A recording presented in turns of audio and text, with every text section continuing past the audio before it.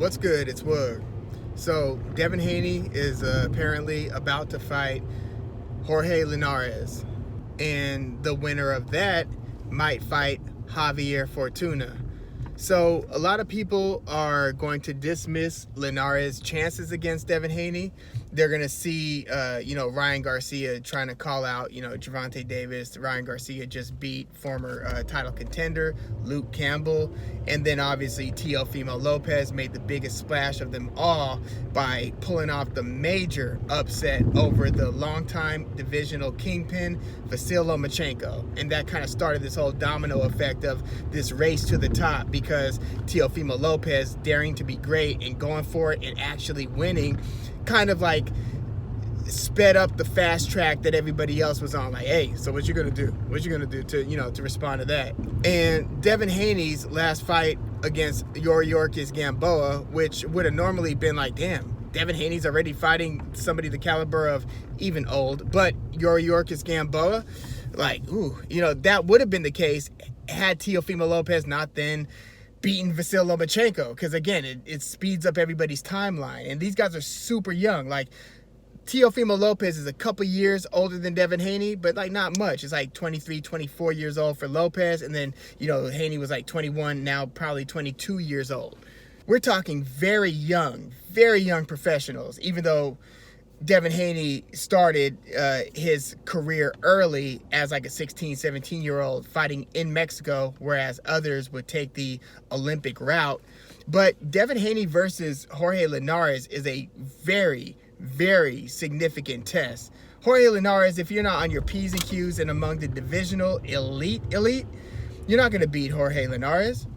And we're going to do a deeper dive into this matchup, but Haney hasn't fought anybody nearly the caliber of Linares at 135. Yorkis Gamboa was like 40 years old when they fought, and he had his best run at 126 featherweight. That's where Gamboa was champion, and here he is fighting Devin Haney 2 divisions up from that. But I never thought that Devin Haney was behind schedule. I thought that it's ridiculous that you would then think that these other young fighters need to be fast-tracked simply because Teofimo Lopez did the nearly impossible, very improbable. But no, like, you want to incrementally work your way up. Devin Haney is developing skills, and there's a school of thought, and I might tend to believe that aside from Teofimo Lopez, which, I mean, how can you've seen what you need to see from Lopez to know that he's a true elite. Ryan Garcia, we think that it's a strong possibility, but we're not quite sure. Gervonta Davis, we're a little more sure. Devin Haney, we think because of the eye test, but we just haven't seen the rubber hit the road against any of the divisional elite. And there are a lot of these in-between guys, Nakatani, Richard Comey, a bunch of other like tough tests that these other guys, the young prospect crop can go up against. We've now seen Teofimo Lopez beat both Richard Comey and Nakatani. So again, he's by far the most tested and the most, accomplished out of this young class. And it should be noted, Gervonta Davis would be the oldest of this whole young class. He's a few years older than Teofimo Lopez. But this fight is nothing to gloss over. This fight is nothing to look at as a, hey, let's just, and I see this with fight fans a lot. They'll see a match made and they'll already start talking about 2-3 fights down the road. And it's, I'm thinking, sometimes it's the fight that you're just glossing over that ends up being like the classic. Like when I went into watching Timothy Bradley versus Ruslan Provodnikov, I had no idea what Bradley was about to have to endure. Just a year ago, Adam Konachki, the Polish New Yorker, got upset by Robert Helenius, and people thought that, they were looking at, hey, when's Konachki going to get a fight against, Deontay Wilder at the time? But anything could happen in any one of these fights, especially when it's not one of those fights where you see one person that's a 20-1 favorite or something ridiculous, which you do get a lot of.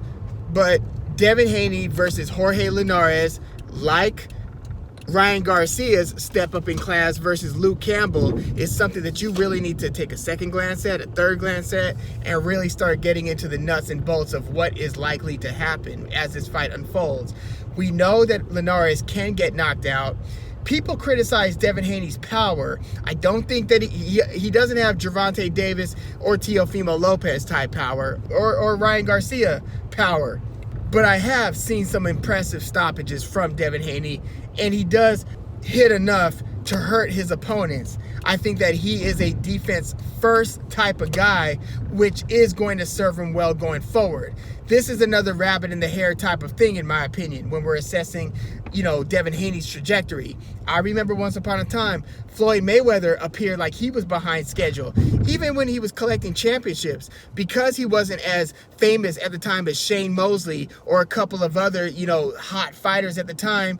People thought, well, what's taking Floyd so long to really, is his whole career going to be under the radar? Because he was having these post-fight interviews with Larry Merchant, and Larry Merchant's asking him, Floyd, you can't seem to get a big fight. You're out here winning all these fights and all these championships, and this is well before the you don't know shit about boxing. If I was 50 years old, younger, I would have whooped your ass. Like, this is before, well before all that. This is like near a decade before that.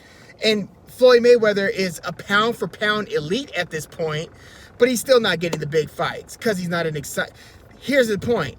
If Devin Haney just wins his fights, keeps on developing his skills, he's already among, at least apparently, seemingly among the most skilled, but he just needs to stay the course, and the money will come, the big fights will come, all the glory will come.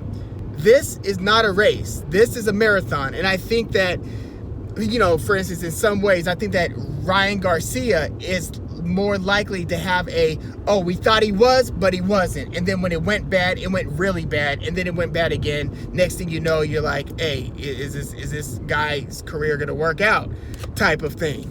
I feel like Ryan Garcia runs a bigger risk of falling prey to that because of some glaring holes in his development. For instance, the thought of a Ryan Garcia versus Manny Pacquiao, even though, Manny Pacquiao is very, very, very old now. Or Ryan Garcia versus Gervonta Davis. You're looking at some of these, even though Gervonta Davis is actually a 130 fighter who's just getting into 135. He's only fought at 135 once. We need to keep that in mind when assessing Ryan Garcia versus Gervonta Davis. But I'm saying the holes in Garcia's game seem more visible than any in Devin Haney's game. And that defense-first approach might serve Devin Haney well going forward. So I'm just saying, don't rush it. Do what you're doing. Win this, Linares fight, because that is going to be a tough, tough test. And we're going to do a breakdown video and analysis of that fight. But yeah, this matchup should really be scrutinized because Jorge Linares is not to be trifled with, and he hits hard. But don't let this, pressure rush you into making a bad decision managerially. Teofimo Lopez did what many would have not advised. They might Monday morning quarterback it and talk about how brilliant and great and this and that it was, that he dared to be great. But no, when that fight was first announced, most of us were like, what? Like, are you sure you want to, run the risk in your young career of fighting this guy who just deconstructs guys? Lomachenko had a stretch of his career where he had opponents quitting on stools, and this was like undefeated Nicholas Walters. These were like really good fighters in a lot of cases, quitting between rounds, like, I'm not getting back out there with this guy. And this is without him having a knockout punch. So that tells you how far ahead he was mechanics-wise, and how rough that was psychologically to the opponent. Like, I always thought that Rigondeaux beating Nonito Donaire did something to Donaire psychologically a little bit. And Lomachenko was one of these kinds of fighters where he was just outclassing his guys, where it looked like they were just on different levels. And I thought, like many thought, that there was a good chance that Teofimo Lopez was going to suffer a similar fate in being outclassed, probably stopped at some point, and he pulled it off. But that's the exception, not the rule, in my opinion, when it comes to fighter development. So, yeah, I'm excited about Haney versus Linares. Let me know what you think. Please leave your comments in the comments. Like the video. Subscribe to the channel. If you are into this fight talk, I'm Woog. Thanks for tuning in.